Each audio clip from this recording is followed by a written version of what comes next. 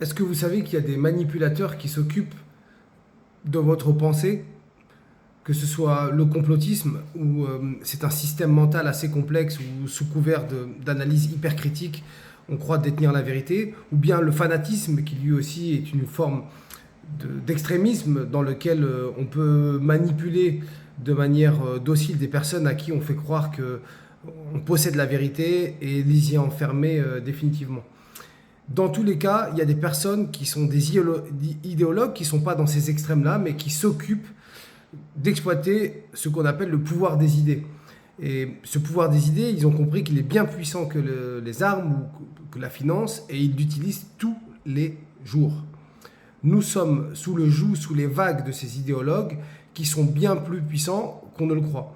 Ils se chargent d'imaginer ce qu'on appelle des systèmes de pensée sur lesquels les hommes politiques au pouvoir vont fonder leur action, ou bien les banquiers vont prendre leurs décisions. Ils leur apportent à ces grands décideurs publics ou privés une forme de cohérence, et bien pire parfois une direction, un cap, une orientation.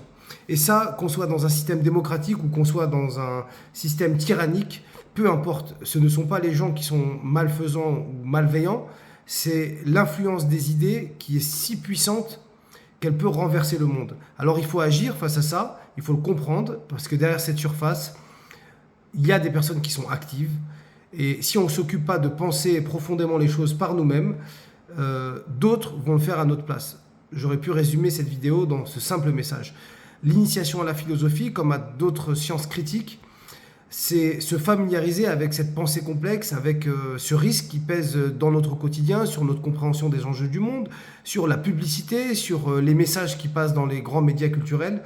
Il faut se donner les moyens de comprendre les grandes questions du monde et de l'esprit par soi-même, parce que le cerveau humain est fait pour ça. Nous sommes faits pour accéder à la puissance des idées. Donc il faut remuscler son cerveau pour éviter l'influence des idéologues. En un mot, on peut reprendre le pouvoir sur les sollicitations extérieures et penser par soi-même. C'est pourquoi moi, de mon côté, j'ai publié Initiation à la philosophie en 2026 chez le Lys Bleu pour permettre à chacun d'appréhender et de réarmer sa pensée. À bientôt.